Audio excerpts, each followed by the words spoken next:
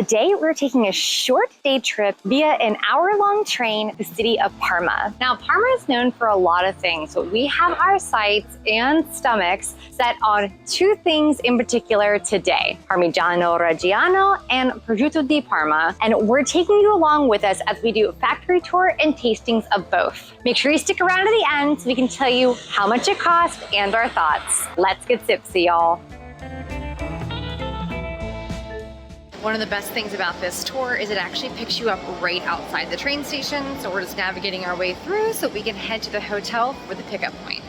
After a quick 30-minute drive, our first stop takes us to the Parmesan cheese factory. Because you're not going to see the full production process today, here's a quick overview of the beginning steps of this process. Parmigiano Reggiano starts with unpasteurized cow's milk from cows raised on exclusively dry hay and in a very specific region of northern Italy, including Parma, Reggio Emilia, Modena, and parts of Bologna and Mantua. Fermented or processed feed, strictly not allowed as it compromises the milk quality and can alter the unique flavor and aging characteristics of the cheese. Now that you know where the milk comes from, let's get into the production. This milk is poured into traditional copper vats, gently heated and stirred until it forms curds. The curds then settle to the bottom of the vat, forming a delicate yet solid mass, which is then carefully lifted and wrapped in cheesecloth before being molded into its iconic wheel shape. But we learned that it takes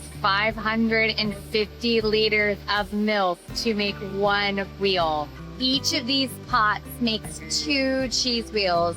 That's what this is. How insane. My mind is blown. It's incredible.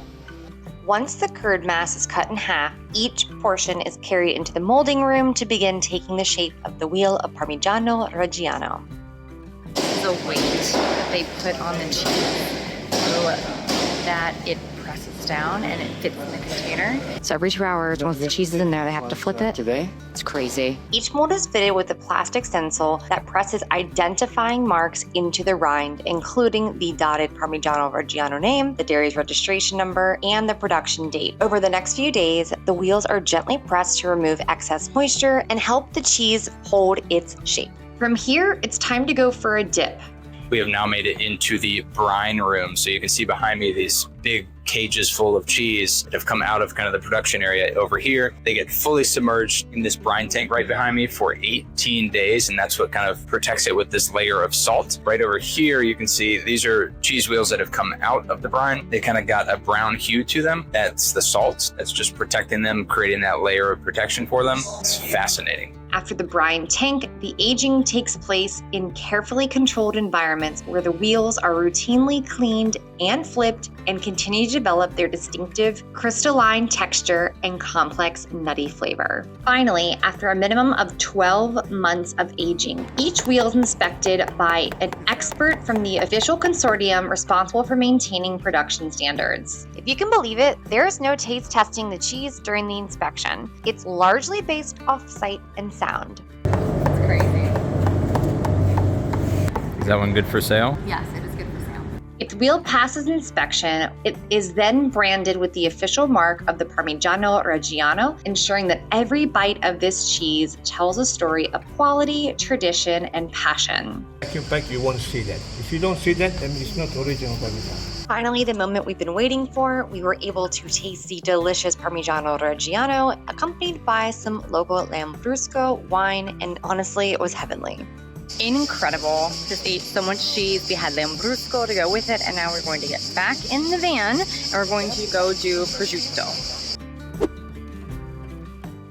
This isn't your average deli ham. Much like Parmigiano Reggiano from earlier, true prosciutto is a protected product and it's crafted with just 3 ingredients: pork, sea salt, and thyme. It all starts with high-quality Italian pigs raised under strict standards to ensure tender, flavorful meat. Back legs are trimmed and salted by hand and then left to rest in cool, dry conditions. This process draws out the moisture and begins the slow transformation into the delicacy we know and love. After about a week of drying, they're cleaned, salted again, and moved to aging rooms where salty air from the Ligurian Sea and Apennine Mountains flow through the windows of the prosciutto factory. This might sound romantic, but this mild, salty breeze known as the merino wind is key to Prosciutto di Parma's unique character. It gently dries the meat, preserves it naturally, and it imparts saltiness and depth of flavor. Over the next few months, the hams lose water and intensify in flavor. They're washed, brushed, and even massaged to keep their shape. Around the 7-month mark, while the aging continues, a special layer of lard is applied to the exposed muscle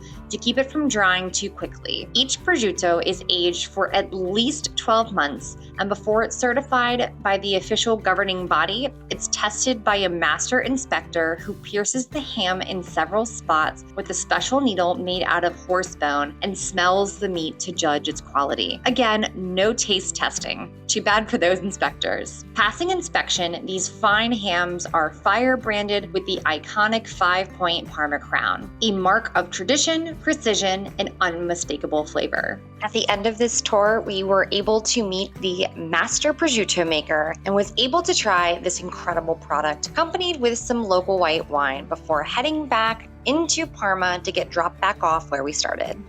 We just got back and wow. We ended up booking through Viator for this and it was €112 a person. And we had read some of the reviews saying that the prosciutto wasn't as interesting. And I think that actually helped level set us because the Parmesan was so involved. You got to see them literally digging into the vats. We got to walk through multiple rooms. It was a huge production where the prosciutto was a much smaller production. And I think I actually liked it more because it was smaller. What are your thoughts? The prosciutto is obviously don't get to see them preparing the meat. You just kind of saw it at different stages of the aging process, so it wasn't as involved as the Parmigiano, but I still think both were great. Yeah, I think it's absolutely worth it. And our tour guide was Sergio. He was phenomenal. He was so great. And I would 1,000% do this again. Yeah, agreed. The Parmigiano, we tasted a 30-month, I believe it was, and he literally pulled it out of the bag and just kind of used the little knife to break it apart. Yeah. Absolutely delicious. Had some Lambrusco wine with that. And then at the prosciutto place, we got prosciutto maker, literally cutting the prosciutto right there and bringing it over right to us. So it was not prepackaged. It was cut on the spot, given to us. They also had Malvasia wine. Wine was definitely on offer today, as well as the great product. Highly recommend this. We will go ahead and make sure that we link the exact tour that we did in the description below. So this tour was only 4 hours. It's only 1:30 here in Parma, and we've never been here before. So let's go see what this city has to offer. I did some research into Parma and we ended up at Trattoria Corriere, which is a classic spot here. I just had the punta di vitello, which is just the veal, like a pointed veal, and it came with potatoes, and y'all, this was like melted in your mouth veal, and the potatoes came with gravy, and the gravy reminded me of Thanksgiving. Like I took a bite of it and I was like, oh, it's Thanksgiving. So this got 3 tortelli. At this restaurant, they have 3 different tortelli dishes, but they actually have one dish where you can combine all 3 and kind of do like a flight of pasta, for lack of better words. One had pumpkin, one had spinach and ricotta, and the other was potato. All of them were delicious. Mine was phenomenal. I understand the hype about this place. It literally has, like, at the time of filming this, it has like 7,500 reviews on Google alone, and it's just really, really good. So from here, Parma doesn't really have a lot of main attractions outside of museums, which if you've been following us for a while, you know that's just not our favorite thing to do. We're gonna walk around for a bit. It is just mid-July here, which means it is hot. So I don't know how long we're gonna make it. We might just hop back on the train and head home. We'll see what happens. We spent the next hour or so doing some shopping around Parma, but it was just so hot that ultimately we went back to the train station to get on the train to head back to Bologna. Thank you guys so much for watching. We have so many other day trips coming up. Please make sure you subscribe, and if you give us a thumbs up, it really helps our channel. Cheers, y'all.